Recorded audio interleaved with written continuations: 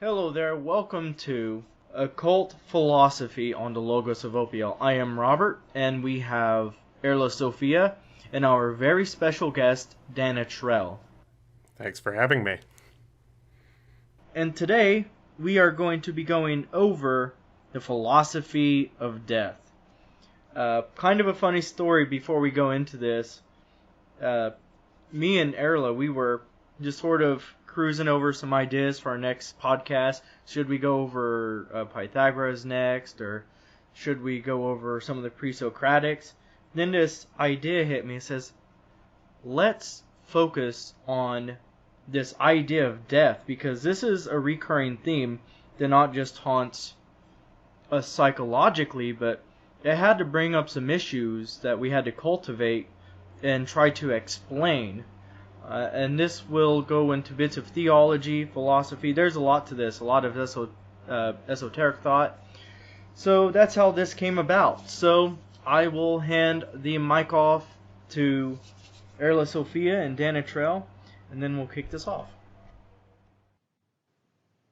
Alright, I'd like to examine the topic of death and its role in various cultures and how it affects different occult practices, and our understanding of the soul and how we plan for the future and how we give meaning to our lives. And I also want to look at some popular conceptions of death in the underworld and the afterlife. Another topic I'd like to approach is immortality and why do humans desire it, and what purpose does it serve in terms of providing meaning or significance in this life. To do that, I think we should start with one of the oldest stories ever told, is Gilgamesh. That was the actual inspiration for this podcast. And Robert, you read that recently on a bus or a train or something? You want to cover that? Yeah, I was in Florida at the time, getting ready to head back up to Indiana, and I put the PDF of the Epic of Gilgamesh on my Kindle, which I've gotten very attached to. So, as I'm reading that, I started to remember this conceptualization of death, and how Gilgamesh, even this man who's 66% God and 33% man, how he even feared this idea of death after he lost his friend Enkidu. Now, at the beginning, there's a few things I would like to note, since this is a occult-based philosophy and all this, is the Epic of Gilgamesh is actually full of magic. His mother was burning herbs and saying, "No, Gilgamesh, don't go." And the people were, you could say, they were being suppressed, and they called upon some help. So they sent Enkidu, who also was killing the people, and then they just ended up fighting, and they became friends. And Enkidu said, "Let's go into the woods and slaughter this beast." And Gilgamesh, they were best buds, they said, "Yeah, let's do this." So they went out there, they killed a bull, which eventually ended up leaving the Anunnaki, which is sort of plurality for gods at the time, to kill Enkidu. And luckily they didn't get to Gilgamesh, but Gilgamesh was a wreck. He let himself go, he was mourning, he feared death, and from this point he was, in a way, questioning his own mortality. And this was a very deep symbolic perception of the idea that even, we could say, demigods feared death. And he eventually got the fruit, and the serpent took the fruit, and just like in the story of Adam and Eve, and he had to live like a regular man on earth. And this is an oversimplification of it, but to the gist of it, this really gets into the idea of death and immortality and our time on Earth. And there's so much to this. There's plenty of lectures on it, but I figured I would just break it all down. But it's kind of funny that this is the oldest epic, and the focus is on human mortality. And I think this is very important to culture, and I'll hand it to Dan from right here. Right. So, I mean, first thing we need to qualify when we get together and talk about death is that we're all alive. And so our experience is kind of from this side of things. And if there is a process of reincarnation, we drink from Lethe's waters every time we pass through. And so our conceptions of death are somewhat limited. But that said, death adumbrates onto everything. And it becomes a sort of central world axis. I've heard it said before that only death is real and that everything else is illusory. And I think that Gilgamesh and that story flirts with this idea because, Gilgamesh goes and he visits Utnapishtim, who's the equivalent of Noah in the Sumerian mythological world. And, this character has lived for a really long time, and he knows a thing or two, and he's the one who directs Gilgamesh to this herb of immortality. Well, what is the herb of immortality? You'll find as many theories on this herb as probably there are people talking about it. Some people, myself included, would try to tackle this from a shamanic dimension, that the herb of immortality is kind of like chasing after initiation into the mysteries, and that gets stolen away by the serpent. And it's sort of a reality check that, you, no matter how much you chase this herb of immortality, there are limits, and you are mortal, and everybody has to face this, even the demigods, and arguably even the gods themselves, depending on what your cosmology is. So I think that conceptions of death are very firmly subject to interpretation, and everybody's got their own shtick, and what we can do is kind of get together and trace out a history, or at least go through time and go through various civilizations and look at some of their myths. And again, the important thing here is to consider that ancient Egypt, ancient Sumeria, ancient Greece, so on and so forth, these are not monolithic blocks. They change, and they have different beliefs within these cultures. And what we have is simply what's happened to survive. So, we have the Epic of Gilgamesh because it's on clay tablets, sun-dried clay tablets.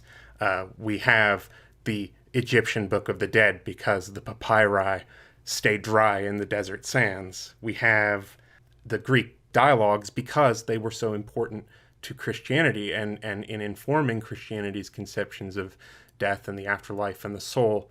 And so there's really kind of like a selection bias going on where we have the information about death that not necessarily was the most correct, but that resonates and was copied enough times that we managed to find some semblance of what people believed at some point in time.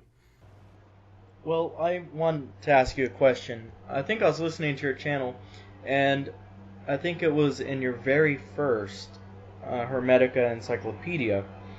I believe it was you that said a lot of these Sumerian writings were preserved by accident.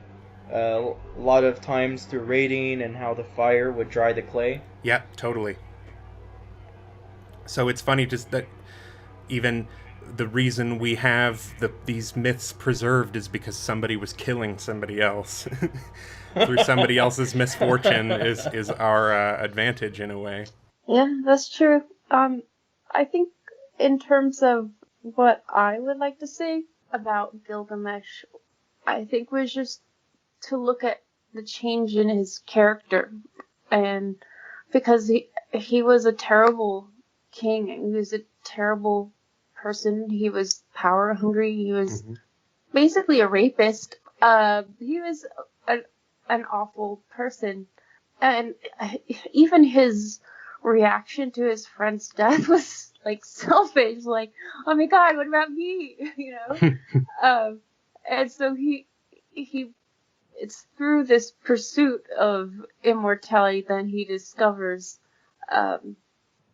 you know, his limitations, and it's interesting because he's not the typical hero that we would think of, but he's definitely someone that is on a journey and that we can relate to, in the sense that he is trying constantly and failing miserably over and over and over again, and it's that kind of striving for immortality or divinity that that makes us look really small or inadequate. You know, there was that, like, yeah, he was a god, but there was that aspect of himself that you know, didn't make the cut. Oh yeah, even the gods recognized his divinity. And this sort of, although this is going to be a postmodern reference, it sort of reminds me of, in a way, the story of RoboCop. How it's going to sound funny, but 99.9% of RoboCop was robot after he died, and he was like that 0.1% man with the brain, and his manhood still shone through. And that's what sort of reminds me about Gilgamesh here. Although he was mainly a god, that small percentage that was man really shone through. And I think that was a part of the character development. How he was confident, how he was a warrior, a king, young and inexperienced in so many ways, as his mom hinted at. But you start to see the man come out as he goes through these troubles, like you stated. And I think that's very important to note, because even he suffered the consequences, and you see a total 180 in his attitude. Yeah, definitely. And I think it's interesting that the way that he lost the plant, you know, to the snake, but he was just relaxing just for 1 second. And I think in those seconds when we're caught off guard, or we're in our routine or habits or our old ways or frames of mind, that, you know, we miss that opportunity for progress. And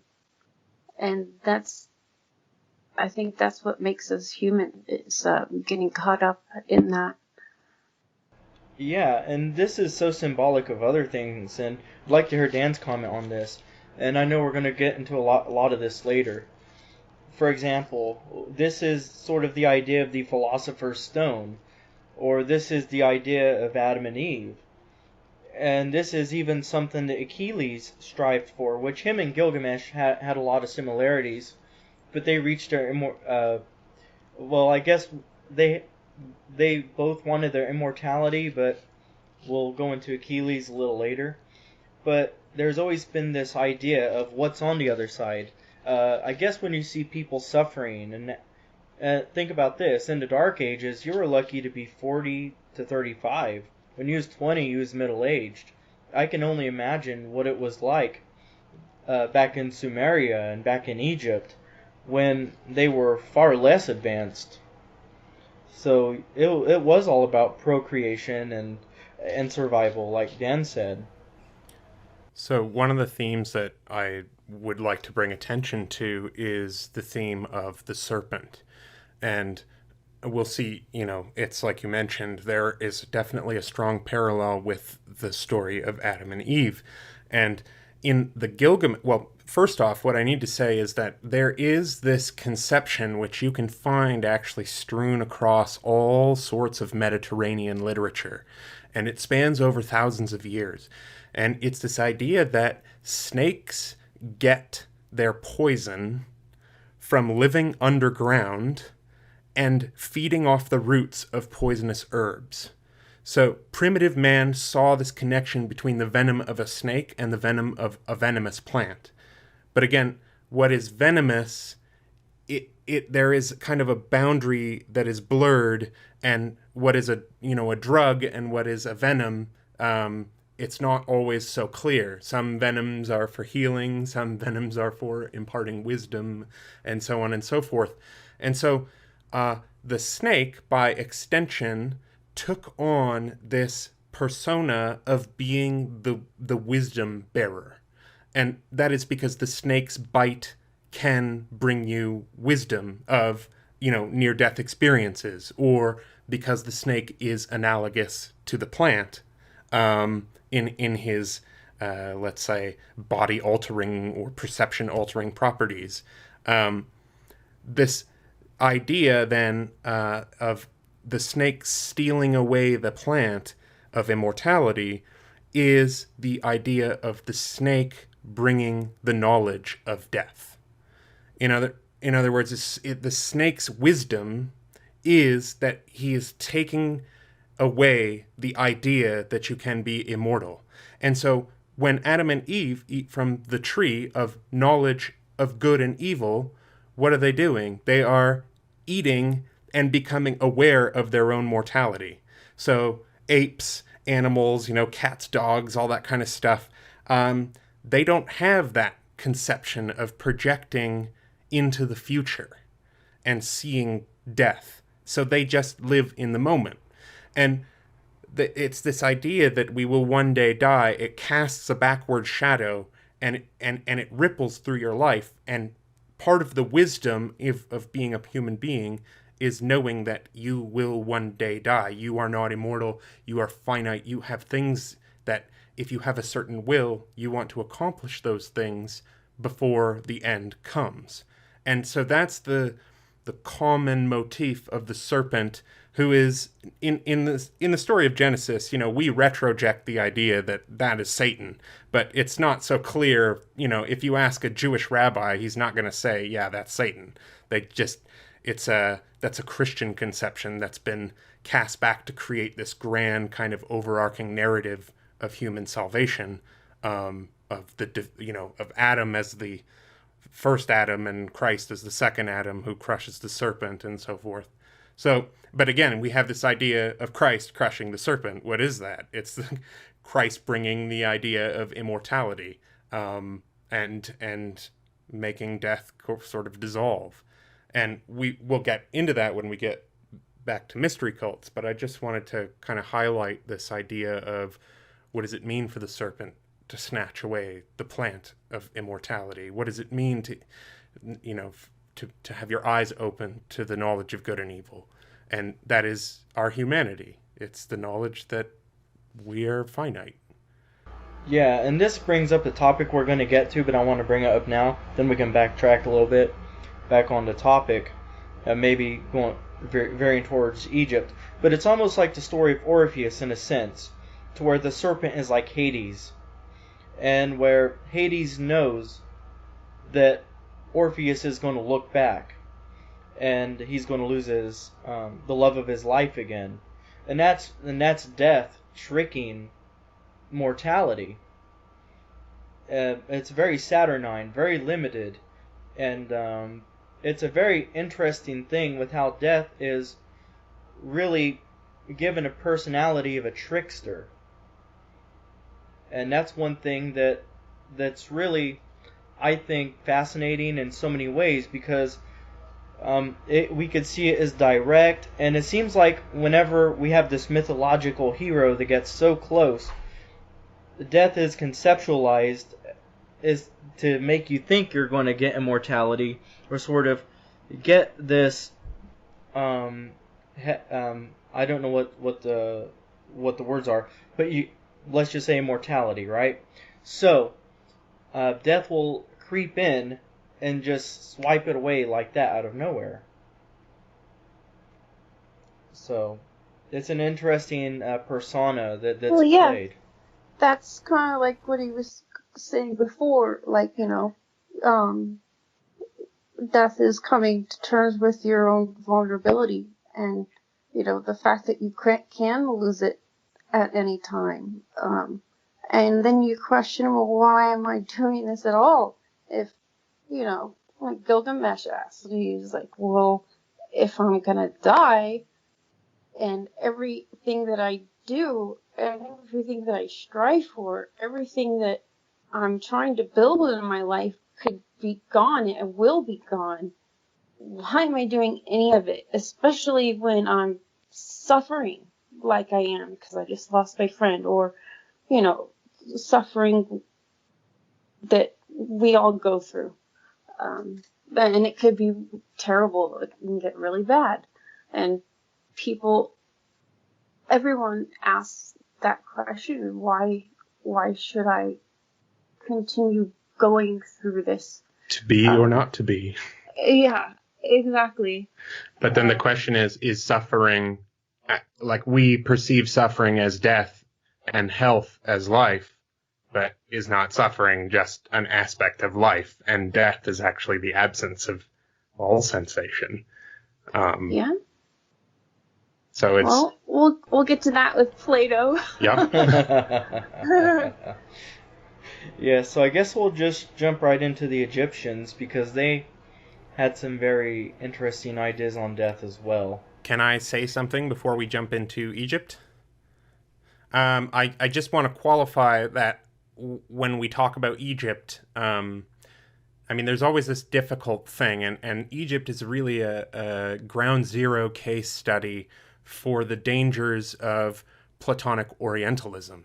And that's the idea of, because Egypt got reconceptualized in the Hellenistic era, and then we inherited those texts, we often tend to cast back ideas from the Hellenistic period onto Middle Kingdom, Old Kingdom Egypt.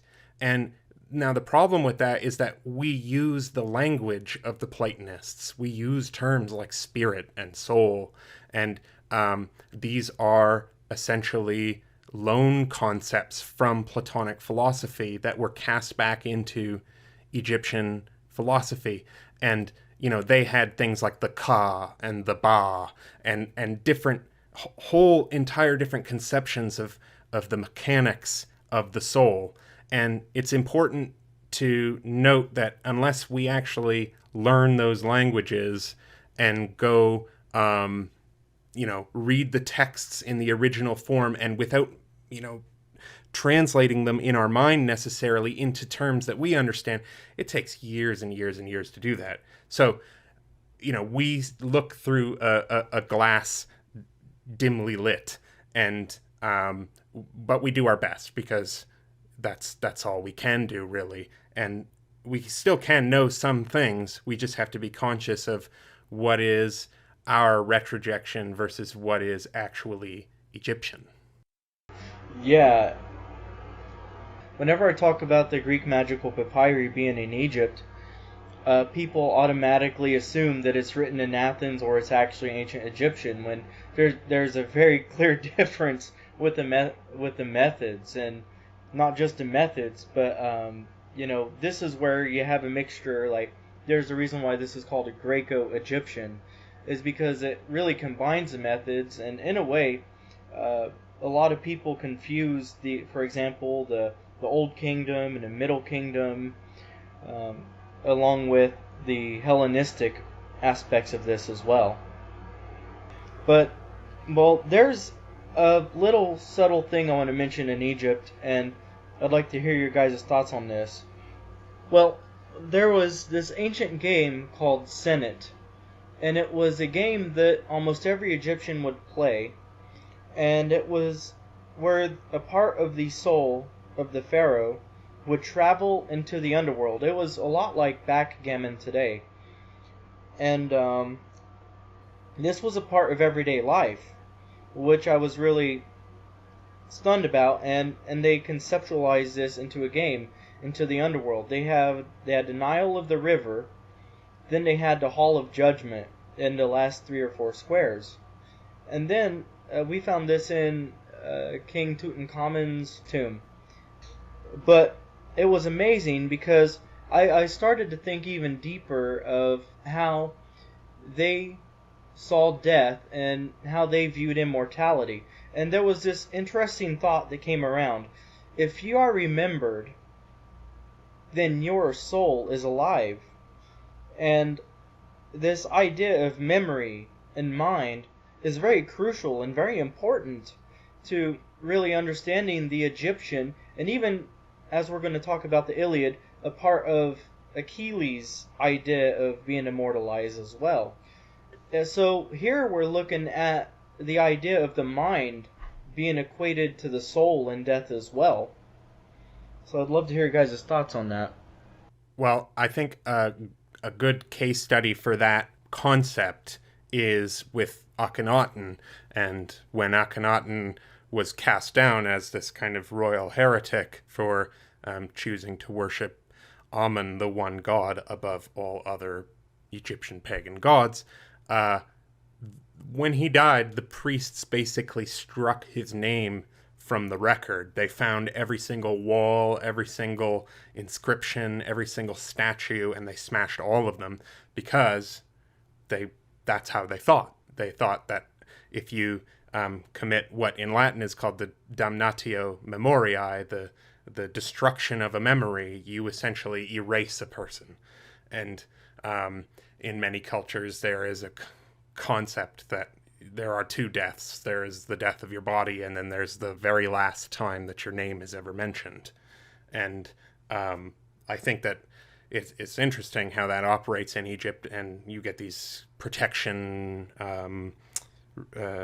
cartouches that end up going around the royal names, and that is supposed to be one of the ways of protecting yourself from people striking off your name from the record. Huh. Yeah, and they did that several times. They did that with Cleopatra and Nefertiti. So it's very interesting, and I really think that when we look at the Egyptians, how they traveled to the underworld, at least the soul of the pharaoh, it's an interesting thought how they saw the soul traveling in the underworld as a journey full of trials that you had to overcome. I mean, so much so that you had to memorize spells if you were the soul of the spirit in the tomb. Yep. And you had to give passwords. And there's a very interesting debate. And scholars are debating whether these are spells to trick the gods so you can go into the afterlife saying, yeah, I have not sinned, I have not stolen, I have not done this. Oh, that list is ridiculous. Yeah. I've never told a lie. So, once again, the debate is, are you trying to trick the gods, or are you sincerely saying that? That's a good point. And I imagine there's all sorts of magical protections and ways of getting around that. Yeah, and, well, there's also, this continuation of, in magical practices of tricking the gods, or tricking, the demons or the spirits that you're working with, and fooling them. Yep. And I mean, it's also in the Orphic tradition, that whole idea of, I'm a child of earth and starry heaven, but my nature is of heaven alone, and, don't drink the water and that sort of thing. There's all these important totem passwords that are given to you on golden lamellae, and the idea, obviously, if you're going to carve stuff into gold, it's probably something that was important. Pretty important. You definitely want to remember it when you die. Mm-hmm. Now, another interesting point about the Egyptians is the highlight between the body and the soul. Because as soon as the body gets destroyed, that affects the soul. And so much so, in the pyramid text, they have an entire rite just dedicated to the opening of the mouth. which opens up the mouth of the mummy, which a lot of archaeologists believe that the opening of the mouth rite was originally used on cult statues in Egypt. And this goes all the way back to Babylon. I know that the old school conception of things was that people thought like, oh, we get hooks and we pull out their brains and we get rid of all the organs because the organs aren't important and it's just the body itself that's important. And it's like, well, no, that isn't true. You pull those things out to put them in urns so that they don't rot the body. It is all has to do with various ways of preserving, and one of the ways to preserve things is to put them in various containers. Very much so. Actually, a little bit off topic, I was watching this documentary on Nefertiti, and there was this debate on whether they found her or not. And it's funny because the archaeologists and the Egyptologists couldn't identify whether this mummy was Nefertiti, but at the end of the day, it wasn't any of them that did it. It was a dentist. They found out that this Nefertiti died from a tooth infection that went into her bloodstream. Which is the most common way of dying in ancient Egypt, is from milling bread. So if you mill bread and you make beer, and you are milling it on this millstone, eventually you get sand and stuff that just goes into your flour, and so you're eating bread and drinking beer that has sand in it, and it settles in your back teeth, in your molars, and eventually it creates tooth decay that spreads to your jaw, and you're dead. And that was the most common way to go. Most people just died in their late 30s from tooth decay. And so, thank God for good dentists. Yes, and lack of sand. Yeah, no kidding. Well, there is, I think this is a good segue after talking about the mind, to really go into the Iliad at this point and talk about the death of Achilles, because in a lot of ways, this is similar to Gilgamesh. You have Sophocles, who wrote that Achilles was this 18-year-old warrior, the best warrior in all of Greece.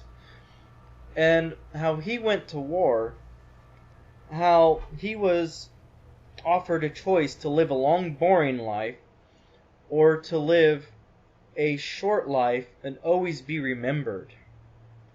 And he eventually chose death, knowing this, and his mother wept afterwards. And I think this is very symbolic in a lot of ways to Gilgamesh. So his immortality didn't come from a fruit. His immortality actually came from being remembered at death. And I think this is an important highlight. Yeah, the ideal is you want to be immortalized. You want to be remembered. You want to feel like your life has had some kind of significance. That's kind of like an existential projection onto the constellations. We also have to keep in mind, though, that in the Odyssey, when Odysseus goes down to Hades in his catabasis, he meets Achilles, and Achilles says, I take it all back.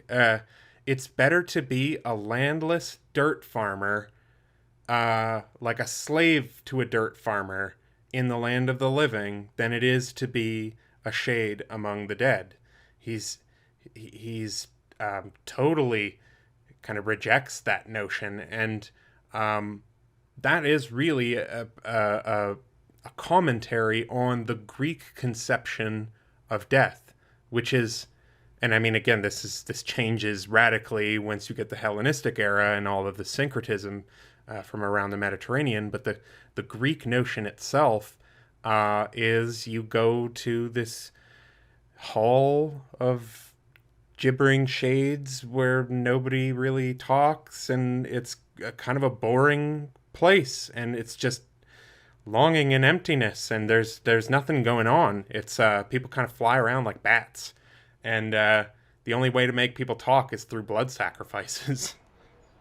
That's a huge difference in the afterlife of what the Egyptian was aiming for is, you know, their idea of like the, you know, the I don't want to say heaven, but something like that, would just be doing things like you would on Earth. You know, it's like quasi-reincarnation. Yeah, you would just meet all the people that, you know, passed away before you, and you would get your own land, and you would start, you know, farming and building things just like you would.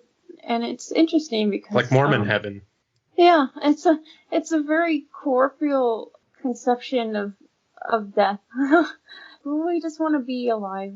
People often have this idea that, and I mean, that's just kind of going out the window, and thank goodness, but that Egyptians were kind of disproportionately obsessed with death.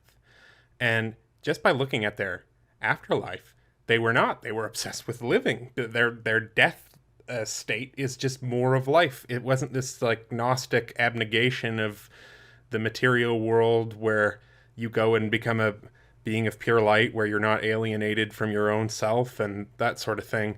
It was more of this. So that goes to demonstrate that, you know, Egyptian religion is not death-centric.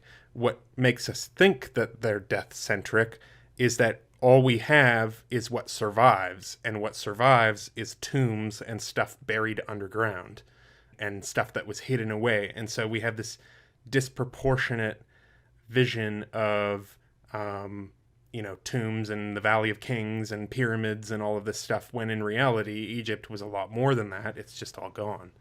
Well, it's kind of funny. This reminds me of a story that Manly P. Hall was using to talk about the Egyptians, right?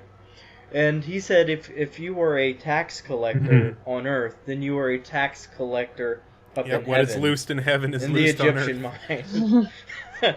So, yeah, that really cracked me up. But we are going to go into Airla's field here, and we are going to talk about Plato.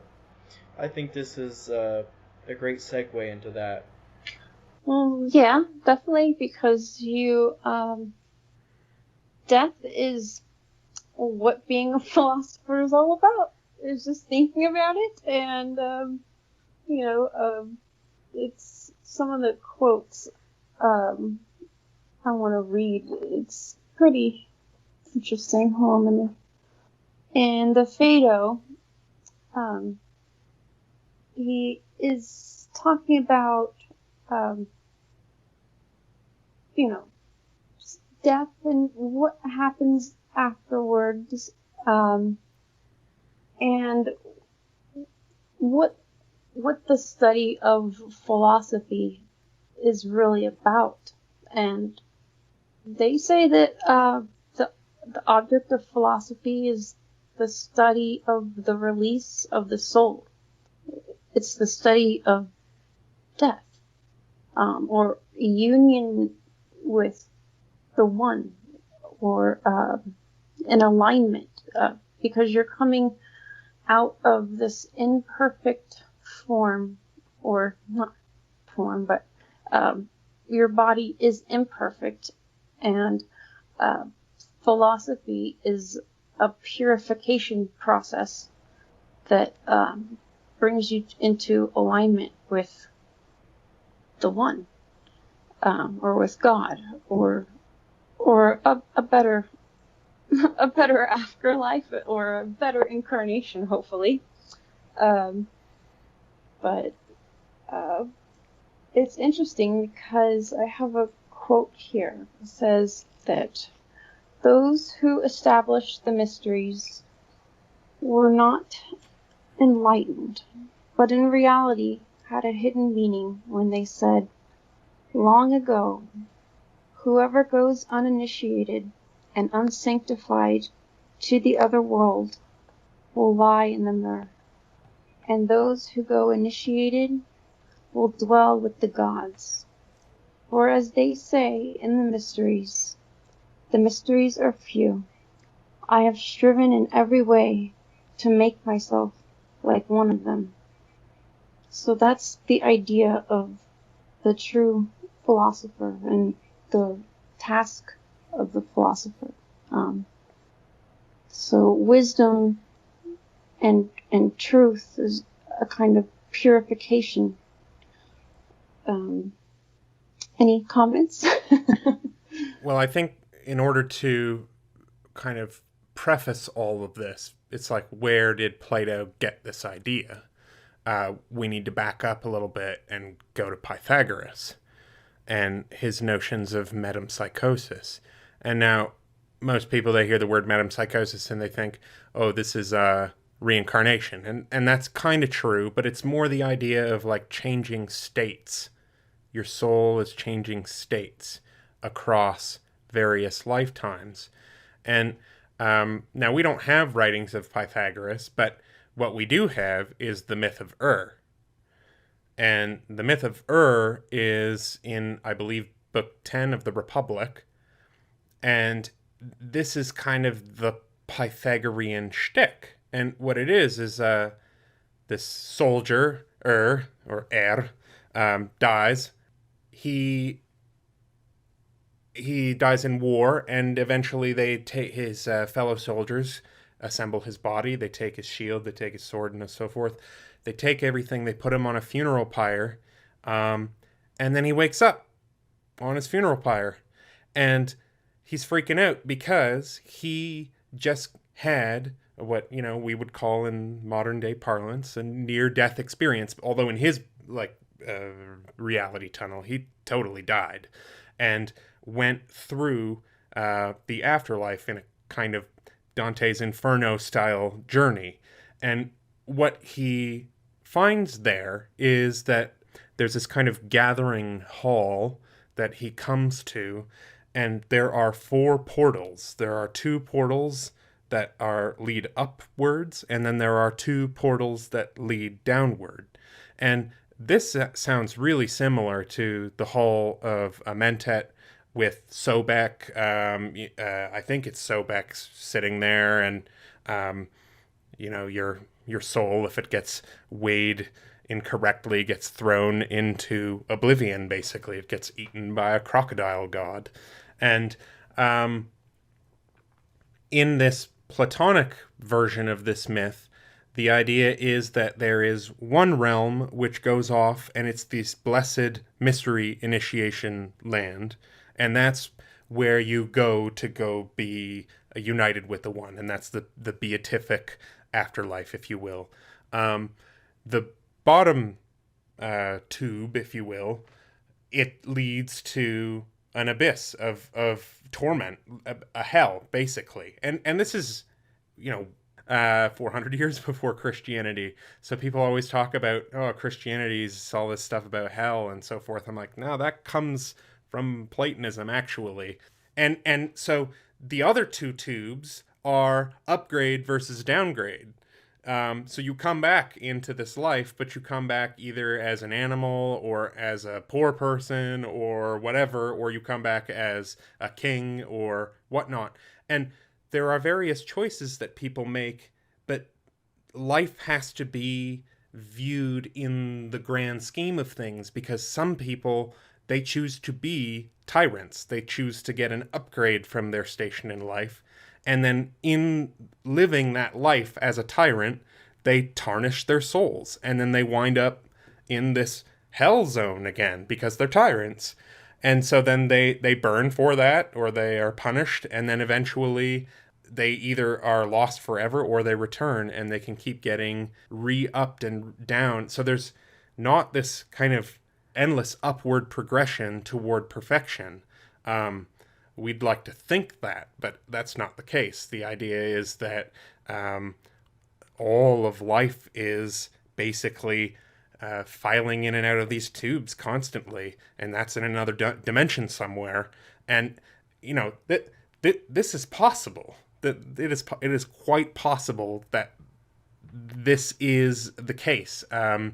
We've got more than enough people who have near-death experiences and so forth, and we can't tell that that's not just their brains simulating visual imagery that when they come back they reinterpret in light of what culturally constructed notions of the afterlife they have.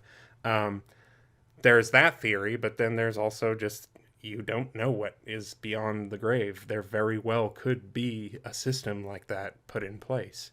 Yeah, and it's interesting how,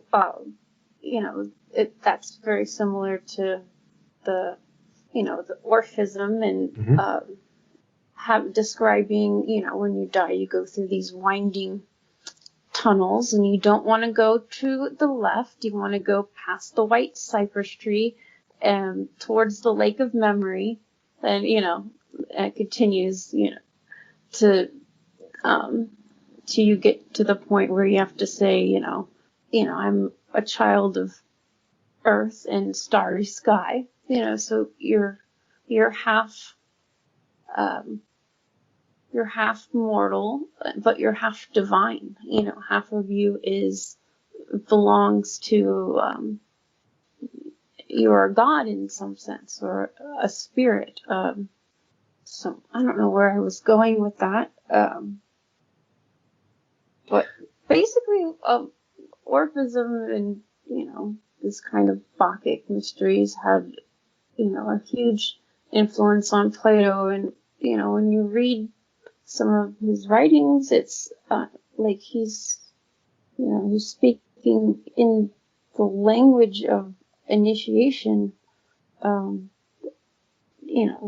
describing this process. And he describes, a reflection on death is a kind of a training, like a yoga or a habit, that a philosopher does.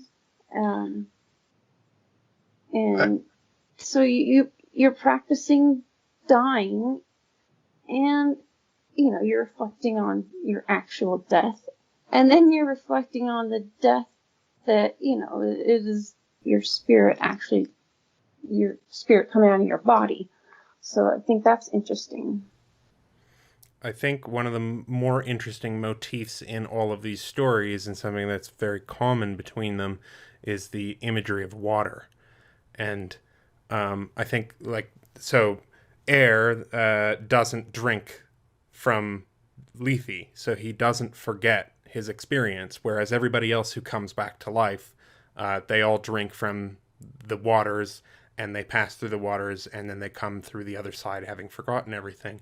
I like this metaphor of water. I mean, there are some people who will literally envision this as a river going through or whatever. But if you try to picture this from, let's say, a first-person qualia, you think of water. What's it like being in water? It's like you are disintegrating in a way. The boundaries between what's inside of you and outside of you, because there's liquid on both sides and the pressure is kind of regulated a bit, you get this boundary dissolution. And I think that is really the message that it's trying to deliver, that it's not that you're literally going to die and see this like water thing, it's that you're going to pass through boundary dissolution. And then when that happens, what are you going to do? And I think this is a whole science that is encoded in everyday language, but that it is scratching towards some deeper meaning that you can't really learn about it unless you try these kind of meditative death practices, or trying to, become a corpse, or incubation, or there's all sorts of these radical ways of simulating near-death experiences or ecstatic experiences. And I think that is at the heart of these concepts, is people sitting and practicing death and then mapping that out. With the Phaedo, like the whole freaking dialogue is he's using this kind of water flowing motif through the whole thing. I mean, if you read it, he starts talking about like Heraclitus, he's continually talking about water and being cleansed, and it's this is interesting that you mentioned that too. Well, here's the thing about the water. This just wasn't regular water. This was water of memory. As soon as you drank from it, you you chose your new life and you're reincarnated. So, for example, right before I drink from the water, if I was to make my judgment and pick a life, let's say I was a king, and Pierre Grimes does a great job touching upon this. Let's say I was a king and I saw my mistakes. Well, maybe this time I might end up being in poverty because I saw what it's like to be a king. And this is really emphasized in the Myth of Orpheus. Ajax the Great, he chose to be a swan because of all the killing that he did. He wanted to live gracefully. And there was Achilles and a couple other warriors in there, but the only one who made the right decision was Odysseus. And Plato really stresses that it's about choosing the middle path with your reincarnation, and that the path of the philosopher. So when Odysseus chose to pretty much be a regular man, a farmer, who lived a normal life, not a hero, not a poor man, but he drank from that water and he was reincarnated as a regular man. And Plato hints saying that he made the right decision because of moderation. And although we're going to jump into it, Plotinus really, and even ancient Greek philosophers like Airla Sophia said here, that when philosophy is a practice of death, and when we're focusing on the one, when we're focusing on death, there's what we call ascension today, the Greeks would call purification, because you're purifying your soul. And as you sort of reach these inner metaphorical initiations, the trials are not as hard as they are in the beginning, because it's all about dealing with your more lower soul habits. And the higher that you go through your purification, you're almost forced to reach a choice. And I guess once we reach Plotinus, we'll kind of cross that bridge, but he does a wonderful job of explaining all of this. Yeah, I mean, he was definitely along with Plato in terms of reincarnation, and I think, you know, he even went as far to say that death is an illusion, because you're not really dying. Like, your soul's always there. You know, it's not. This is totally against what you were saying in the beginning, where death is the only real thing. But, like, you know, Plotinus is saying death is an illusion. I mean, this is all this, you're working on a spiritual realm, and, you know, your body might die, but you're still, you know, that's just your body and stuff is just illusory. It's just this, you know, the baggage that you shed, and you go on to a next life, or next incarnation. Yeah, and that's a very interesting point, because in his Enneads, it's ordered in a very interesting way. And I think that in his first Ennead, he talks about the soul. Then, after he's done talking about the soul, he goes into happiness and what is true happiness. And Plotinus states that happiness is from the soul. It's about purification. It's about getting away from the lower soul. And then the next topic, it seems like a curveball at first, but it makes sense, is time. And Plotinus writes that it doesn't matter how long you've been happy in your life, whether it's 15% or 85%, because time is always in the present. So we choose to be happy in the present, which is a very interesting and sort of a Buddhist aspect of time, of being in the present. And this also hints at death. Well, that kind of goes along with like this Epicurean idea, you know, of with kind of like a presentism, like the happiness is found in the now, and the now is constant, and the now is the immortal. So that's where you want to be. That's also the root of historiography. The idea that we don't actually know anything about the past. All we have is present recollections of them. Yeah. Let me think. What else did Epicurus say?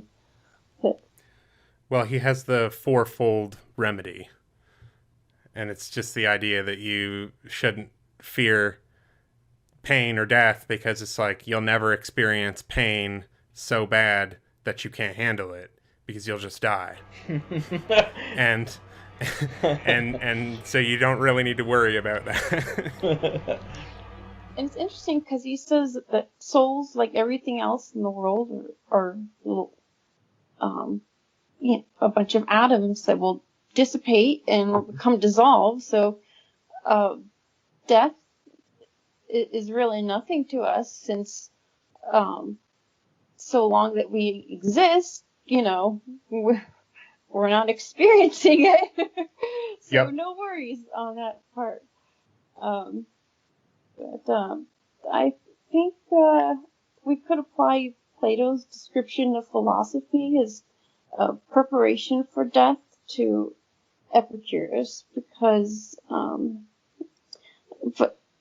as a means of expressing a totally different position. Oh, yeah. The philosophy prepares us for death because it teaches us what we are and how we are constituted and how this involves death and what precisely death is. So a fun piece of trivia relative to this is, so Epicurus gets most of his ideas from Democritus. And Democritus and Plato are contemporaries working and living in the same place. And Plato never once mentions Democritus. No, he doesn't. But Aristotle does, but only briefly. He puts garbage in other people's mouths all the time, but he doesn't put garbage in the one person's mouth who he knows that he can't win in an argument. Well, it's funny because Plato, he was guilty of taking things from a lot of places and really consolidating it together. Like a lot of people who don't look beyond Platonism, they don't realize how much of Platonism is really Pythagoreanism, such as the idea of music affecting people, or mathematics. He's kind of like the unsung hero, and I would say, of Platonism. But except for Plato really brought forth this idea, more of the abstract mind, sort of that Pythagoras killed compared to the other pre-Socratics. Mm-hmm. Yeah, what's interesting is that it's Socrates that's Plato's mouthpiece and not Pythagoras. You would think that he would have reached a little bit further back into time or whatever and had more to say from the mouth of Pythagoras, but maybe this has something to do with, well, right, I mean, Pythagoras' whole shtick is his injunctions to secrecy and years of silence. Well, even Pythagoras' view on death is interesting, and Airla mentioned, I think she's going to mention this, but the Pythagoreans wouldn't eat beans because they believed that those beans used to be men, because they had a very irony taste to them, or a very... Well, there's a lot of theories on that. I've heard other theories that are less dignified, and I will not give them more attention. Yeah.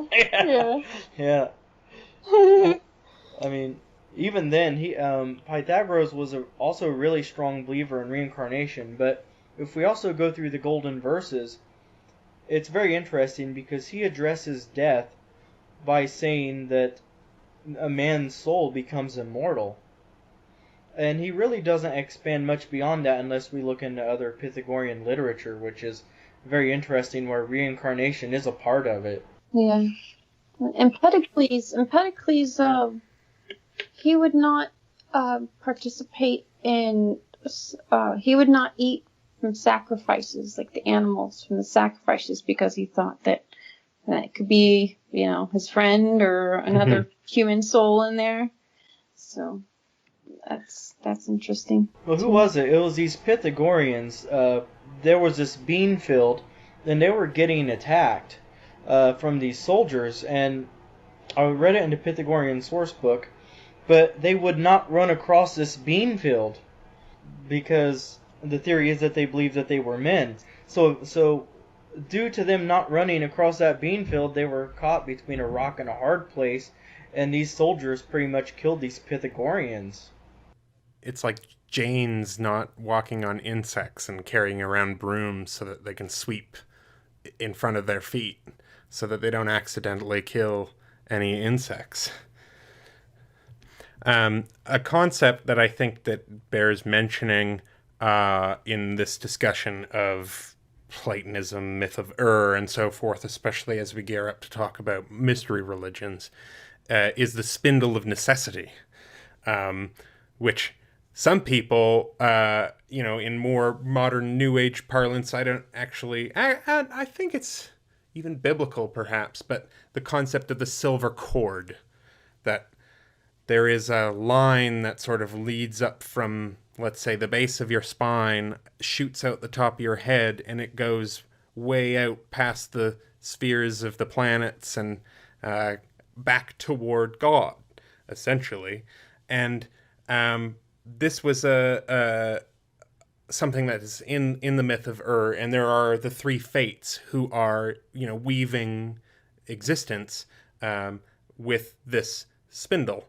And they put orbits in the spindle, and these orbits, there are 8 individual orbits, and each orbit becomes one of the planets, one of the spheres. And the idea then gets picked up by Stoicism, by the mystery cults, which are these kind of Oriental reimaginings of this Platonic model of chasing that spindle or silver cord back up through heaven and on and outward into, the one, or more rarefied states, let's say. You were saying purification.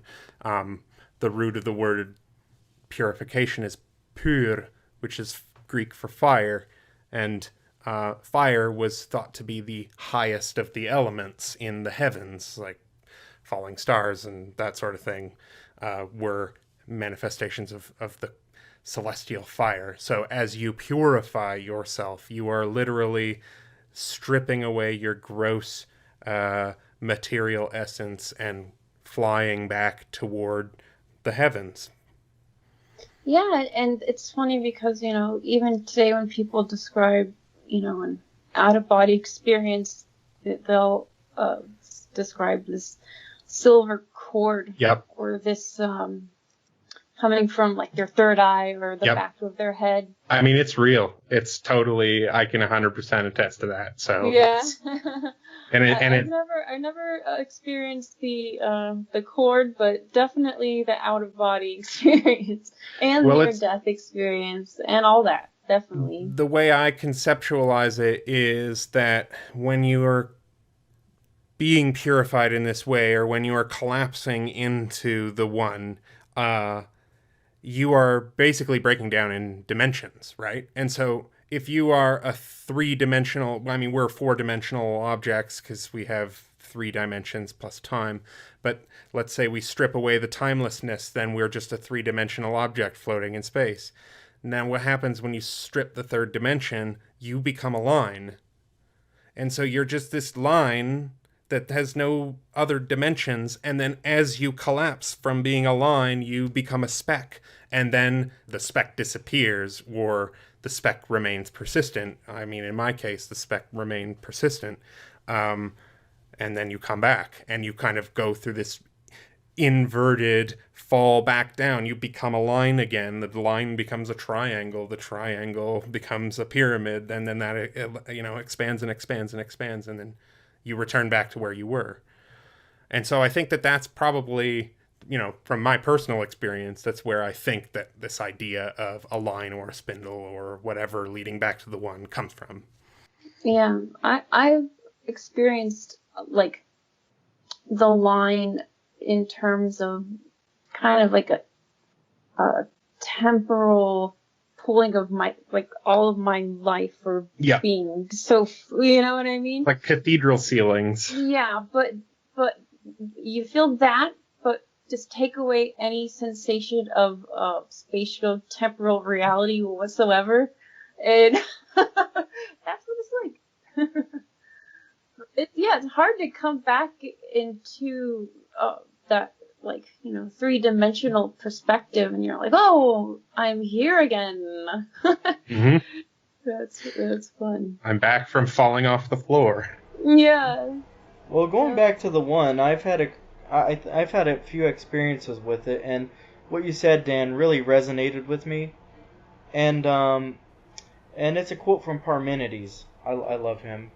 It says, "We can only speak and think of only what exists, and what exists is uncreated and imperishable, for it is whole and unchanging and complete. It was not, or nor shall be different since it is now. All at once, one and continuous." And I thought about that. It's almost like the concept of the Ein Sof. Mm-hmm. In so many ways. It's unchanging. It's imperishable, uncreated, and it's like you can't manifest it, but you can, like, try to just, you know, think about what it could be, or even speak about it, and you still fall short.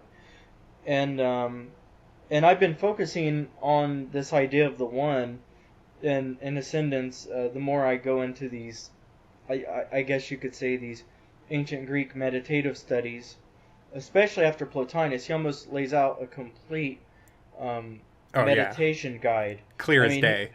Yeah, without a doubt. He leaves no ambiguity. He tells you what to meditate on, where you can find your answers.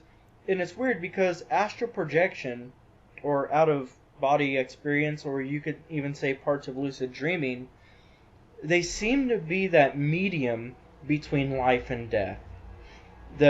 Probably the closest thing we can get, unless we have a near-death experience. And it's interesting how even these ancients talk about that. Yeah, I mean, the cornerstone of that philosophy is that intelligence is, or intellect, the field of knowing, the qualia of knowing, is itself a substance. It's incorporeal, but it is something that exists outside of humanity, and the brain, let's say, is, I mean, they didn't use this terminology, but the mind received that. And so angels, for example, are disembodied intelligences that dwell in this space. And there are all sorts of intermediary intellectual realms. And, you know, that view doesn't necessarily coincide with modern science, but at the same time, we haven't solved the hard problem of consciousness. I mean, there are some people who think that the problem is misplaced, or that it's a problem of language. But that said, I mean, even the, you know, some really hardcore analytic philosophers like, you know, Bertrand Russell and like Thomas Nagel, they kind of went there. And they're like, the universe is made out of this consciousness, and that's the stuff, actually the stuff of the universe that's built out of. It's the structured, intelligible life that we kind of return to, and that's an interesting, yeah. Yeah, I don't think you can be an advanced mathematician like Bertrand Russell or something without going to those places. I think you, by nature... He, you know, proclaimed himself a monist, and he was very intent on metaphysics, you know, despite people at the time saying, you know, we can't talk about metaphysics anymore. You know. Yeah, Wittgenstein. Mm-hmm. Basically, Bertrand Russell said Wittgenstein has gotten tired of serious thinking, and so he's come up with a way of doing away with it all. Yeah. And that was the split of philosophy since then. Yeah, and that's still a division, and I think it's much easier to just say, oh, well, I can't know about it. So just not think about that anymore. Yeah. Or don't even approach metaphysics. But it's like, does it help you live a better life?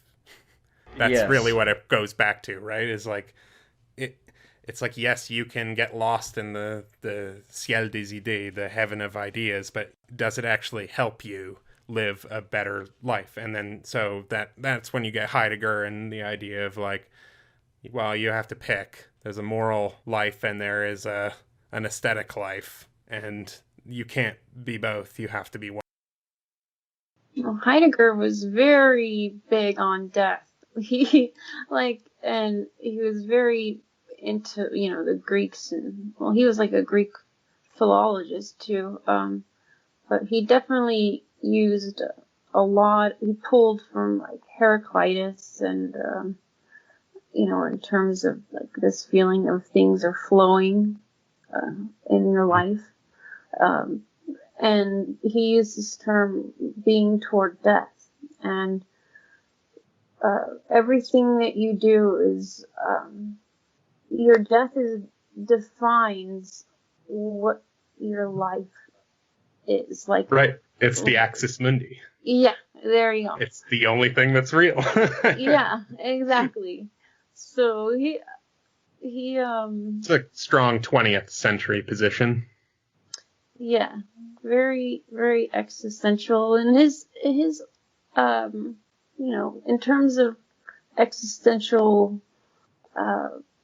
responses to death, he kind of categorized it to being, like an inauthentic way of being, like kind of powering back from that fact that you're going to die, and you just go about your daily life and you ignore it and you don't question things and you just go with the crowd, or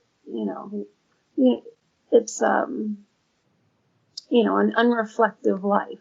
Whereas the other response is, oh my god, this is fucking terrifying, I'm gonna die, and I have, why am I suffering and going through all of this when it's just going to be ripped apart?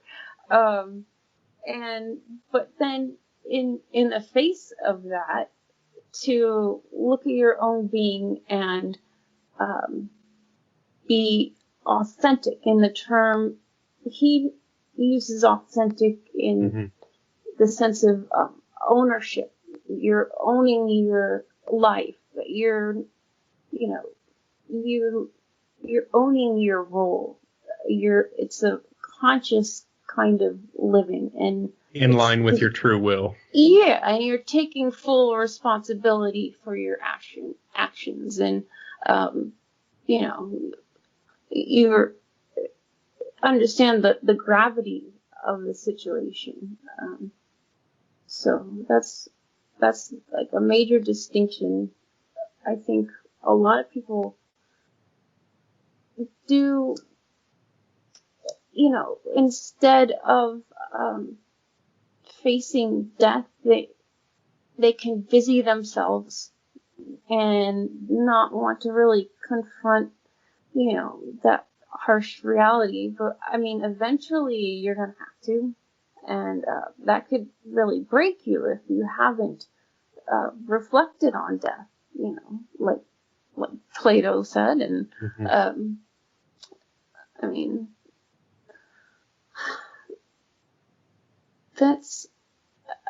I think that's a big issue, just psychologically. Well, I agree. I'd like to bring up a point. You're lucky because in my video that I make about Plotinus's version of the soul, I think he really encapsulates the ancient Greek thought on this very well in general. And luckily I didn't erase all this, and I found it. I'm like, this is so pertinent, because I think to understand death, you sort of have to look at the Western view of the soul a little bit too. So, as the body decays, and this really talks about it. Before I go into this, he goes into happiness and how happiness is defined. And happiness is he looks at the idea of the soul, and he sees happiness as organisms, like trees and plants and people and animals. He gets away from more of the animism aspect of this, which is interesting. So, if something is prospering and growing, it's happy. If something is dying, then it's completely miserable. And so he has some interesting notes here. Very Aristotelian. Mm-hmm. Yeah. So here's how he defines the soul, and he does a very good job with no ambiguity. The soul is immortal, it has no pain and no suffering, and it gives and it does not take, meaning it emanates and it doesn't ask for anything. It's not an admixture of anything, as we know Plato likes to go into. And now, the soul itself cannot feel like the body can, so the body is a vehicle. And it's the body that desires and affection, has desires and affections. And the soul cannot act immediately to grasp objects, so it needs that sensory perception. The human principle is constituted in supreme union, which is interesting. But the soul is in living bodies. It is not. It's not evil, and virtue comes from the concept of the soul, and it comes from wisdom and discipline through contemplation. So that's pretty much how he defines the soul. How we have the intellective, which is how we're getting this data. Then we have the intellection, which is sort of like the God above us.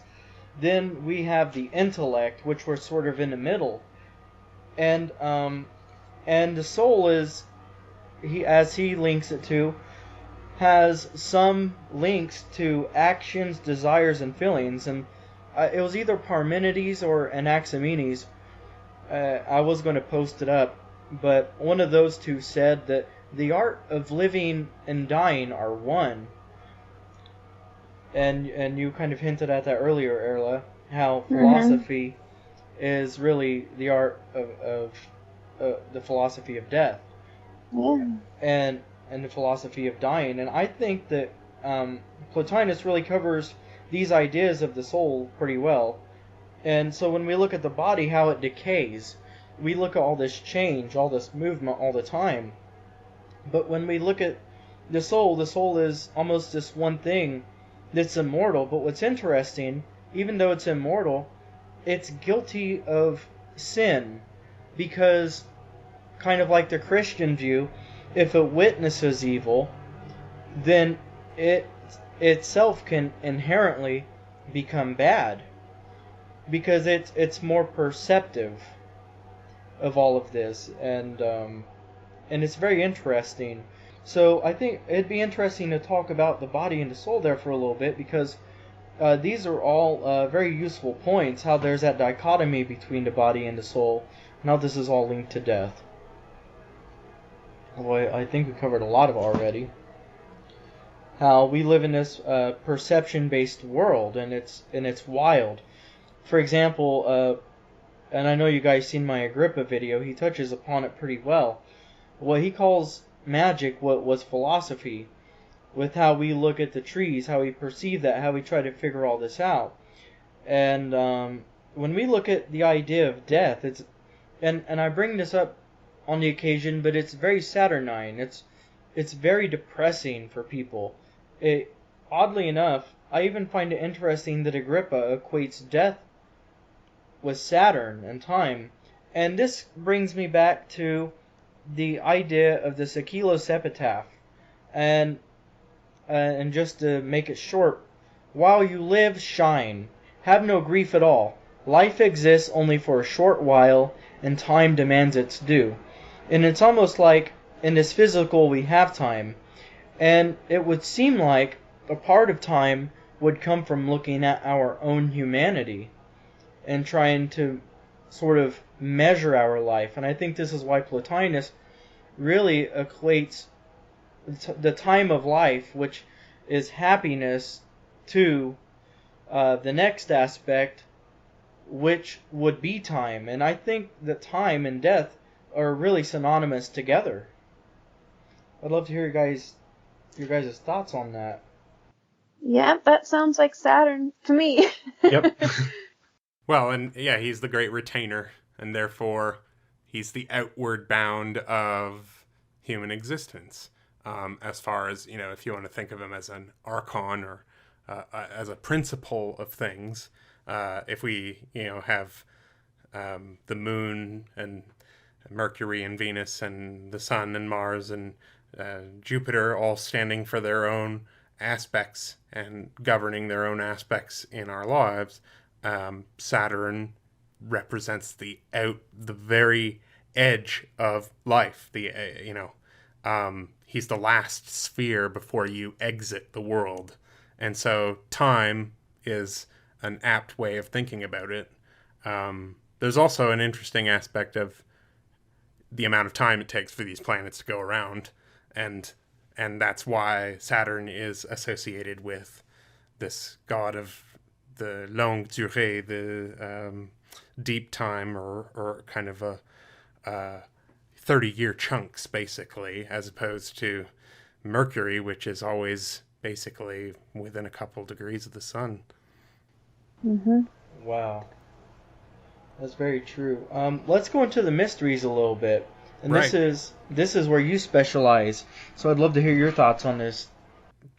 So, now, something that is very important to understand about the mysteries is, in history, there is the kind of dissolution of the polis and of the group-based religion, and a rise of individuals and concern with fate.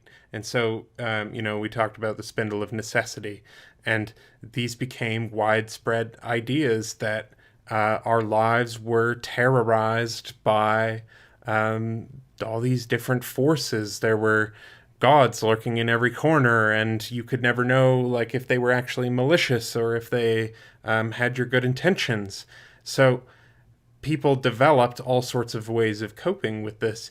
And, some people looked to astrology, some people looked to building charms and talismans and stuff for warding off all of these evil influences. A lot of people looked to Egypt for their very ancient magic. And everybody had their own flavor of what they wanted to tap into. And the mysteries were basically ecstatic specialists setting up initiation colleges. There were, depending on which mystery cult you pick, if you pick the one with Kabili, for example, by around the 6th century BC, you get these wandering mendicants. They're kind of like Franciscans, I guess. They're called the Metragurtai. And the idea is that they are the beggars of the mother, and they just wander around setting up mysteries for the goddess. And what they're doing is initiating people into the secrets of specific religion.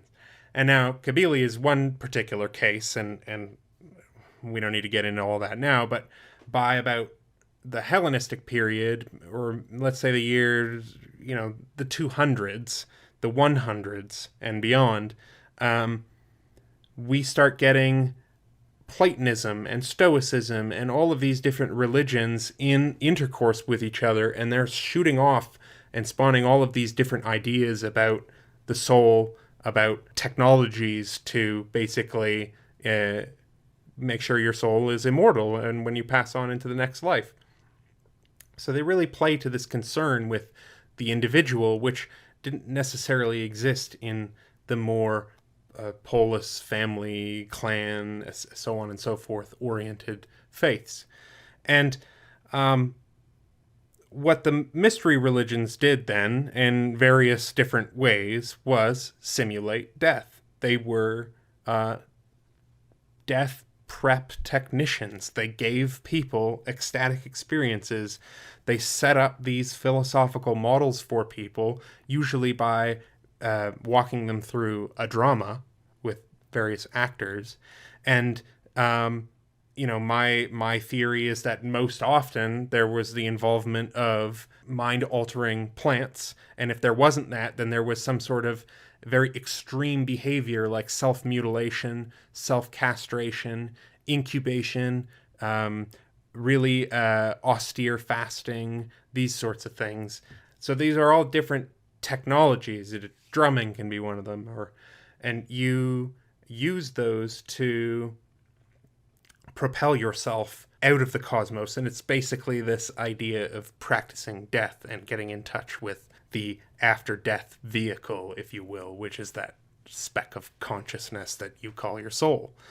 And so in various ways, the ideas of Pythagoras and of Plato, they were adopted into these systems and syncretized with either Phrygian or Thracian, Bendidean, Samothracian, Egyptian, so on and so forth, Eleusinian. There were so many different ways of doing this, and that's why the mysteries were so popular. And it is quite possible that Christianity's origins is the same shtick, except obviously in Judea, which was heavily Hellenized. They had, as evidenced by John the Baptist, baptism cults. And so what is baptism? It's not just this nice little dip in water. It's somebody holding you underwater until you suffocate and have a near-death experience, and that person is skilled enough as a technician to know when to pull you out so that you don't actually die, but that you leave your body, essentially. And so if you die and you're born again and you're baptized, that's one of these ways of simulating death. And Christ is linked up with the Holy Spirit, if you will, at that moment of ritual death, basically. And so there's plenty to talk about mystery cults, but that's, I guess, the gist of it, and linking it to what we've been talking about so far. Death is definitely a central motif in the mysteries. Well, what do you think about the Eleusinian mysteries, where in the Eleusinian mysteries, Demeter would be the bread and Dionysus would be the wine, and annually it's speculated they would get together, and how this would sort of trigger the latter Christian communion. Right, so there are all sorts of theories about the Eleusinian Kykeon, the potion that they drank. Basically, they did a 30-kilometer march, and they fasted for a long time and had all sorts of purification rituals and so forth. But at the apex of the ceremony, they drank a drink. And there are all sorts of theories about this.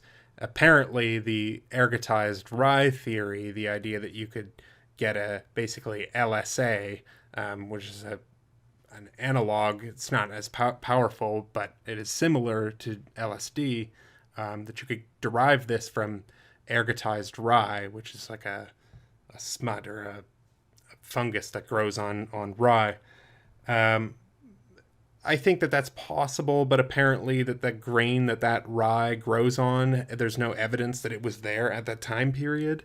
So I would lean more towards, honestly, opium and heavy fasting. There's really no shortage of poppy imagery all over Eleusis. And there are these kind of reliefs of Demeter holding opium poppies with serpents and ears of barley in her hand, and so you get this really close link between this serpent and the enlightening, let's say, visionary state that the poppies can bring you if they're taken properly. And Golden Dawn uses that stuff, right? Like, it's not unusual to use opium in ritual magic. It's in the Picatrix. It's in all sorts of different magical recipes. So, and we have evidence of opium and cannabis together being burned in braziers in ancient Israel from 5,000 years ago. And so I don't think it's that unlikely to rule that out. But again, it's when you say that, you're not trying to just say, oh, these are just drug-addled people who are, they're hallucinating and it's all meaningless crap and they're all being tricked and fooled into believing whatever. I think that there is a very deep experience to be had from those mysteries. But I think, the Eleusinian mysteries, it's the death factor of it is the whole myth of Persephone descending into the abyss and then being returned, and sort of while Demeter is mourning the loss of Persephone, everything dies. And so that's when they have to basically send for the gods, send for Zeus, and get him to allow for Persephone to come back up. And so you get this idea of the cycles of nature and how death is kind of an inextricable part of those cycles, and that if everything is cyclical, well, then it kind of just like fractally expands outwards, that this cycle of life and death governs all things and there's nothing to fear about. And that is at least what Cicero tells us about the mysteries. He was an initiate at Eleusis, which goes to show it doesn't really make you a better person, but it definitely gives you certain insights. So yeah, I think that the life-death contrast, the cyclical element of nature, and then kind of symbolically entering these near-death states, that's kind of what's at the heart of the various mysteries. What would you say about covering the Orphic mysteries and we wrap it up? I think we can do that. Yeah. Now, I'll let Airla kick this off. I know she has a whole bunch of goodies on this. I mean, I just had some quotes mostly, but I don't know where they are. Well, it's interesting. I'd like to make note, because when it comes to the Orphic mysteries, a lot of them are very deep, and we see a real divide here in the Greek community about the myth of Orpheus once the Orphics do come around. Because in one myth, Hades says, well, okay, just don't look back and you can have your wife. And the Orphics, they seem to be, what's the word I'm looking for? They seem to be Orpheus sympathizers. Thinking, in a part of their spirit, at least with what I'm thinking, that this isn't fair. I mean, we just can't be trapped in the underworld. There's got to be some way. This is the tragic hero. So there seems to, and correct me if I'm wrong, but there seems to be this weird divide outside of the normal Greek view once the Orphics come along. And not only does sort of Hades represent that snake in a way, but in a weird sense, Orpheus also represented that Demeter in a way, because when he played the lyre, this is a part of the myth a lot of people don't talk about, is when he played, he had very supernatural powers. He controlled the seasons, he helped crops grow, and when he never got his love back, he eventually turned to pedophilia and got torn to shreds. Because he wasn't doing anything for the land. So I'd love to hear your thoughts about all of that. Well, Orphism is a kind of an unruly beast in a way. We have to play our lyre and try to tame it, because we often think of Orphism as a kind of monolithic thing. But what is it really? Well, in antiquity, Orphism is the reception of Thracian religion.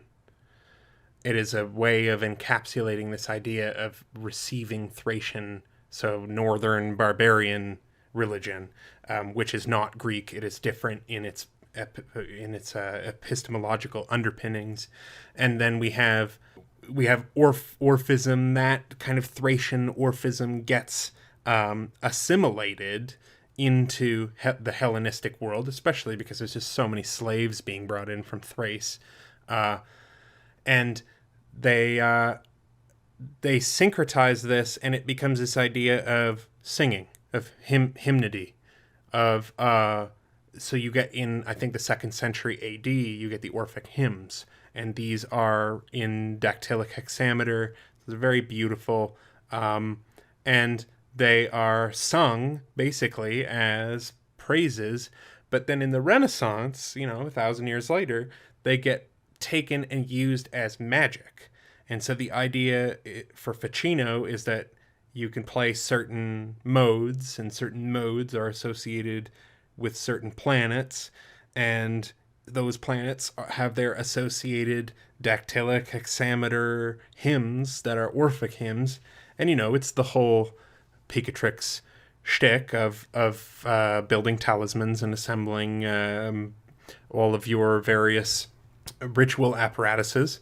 And you basically sing with the lyre these Orphic hymns, and that was a way of doing natural magic to Ficino. It was a way of it was based on occult sympathies. It was not based on summoning demons or even really conversing with gods or anything like that.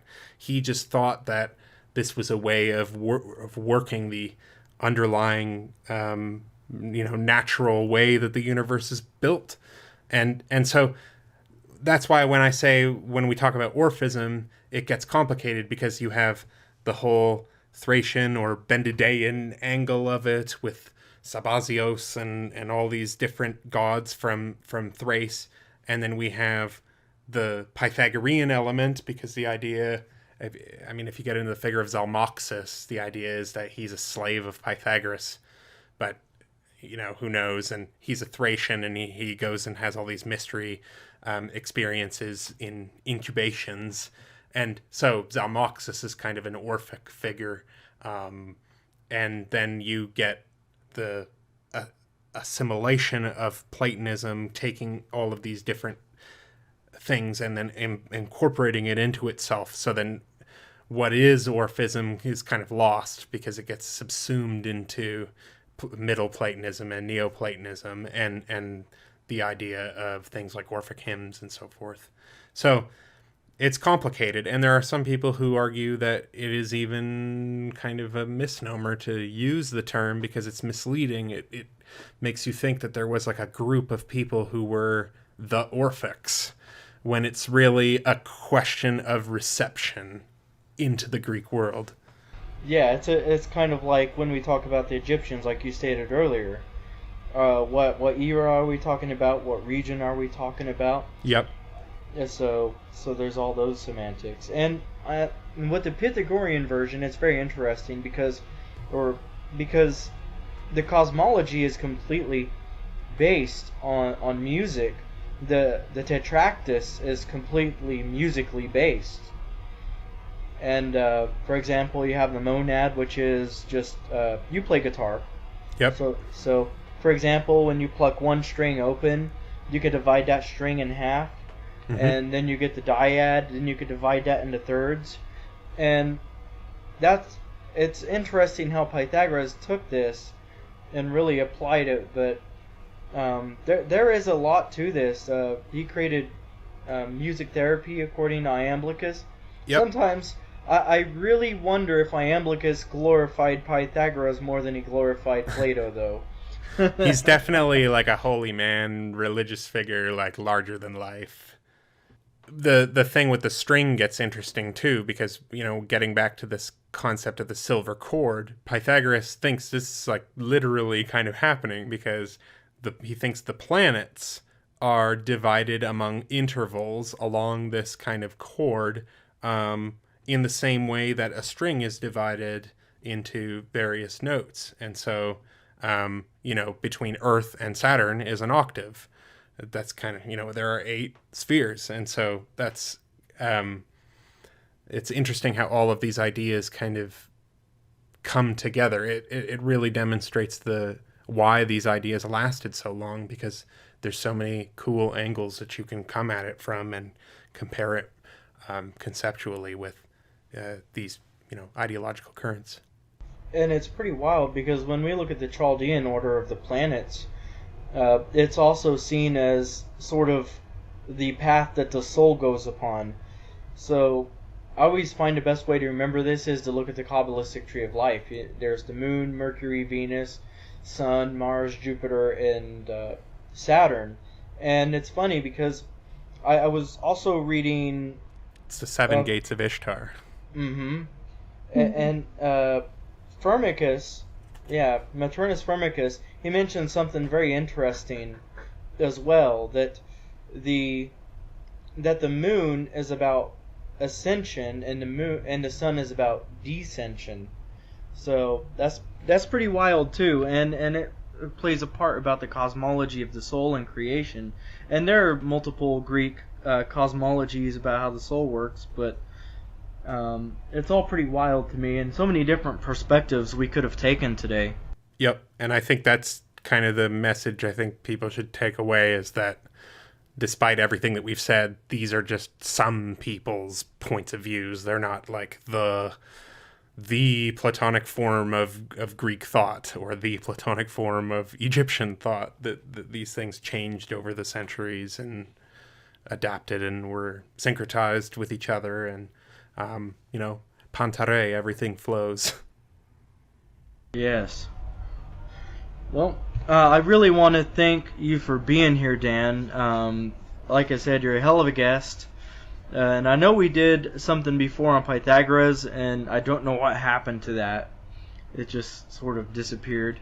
But I appreciate you coming on again, because this is a topic, and I'm really glad that Airla asked you to come on as well, because this is a subject that I think a lot of people are afraid to talk about, because it makes them uncomfortable, and some people love to talk about it because it's full of mystery. Yeah, I think we really had fun with this one.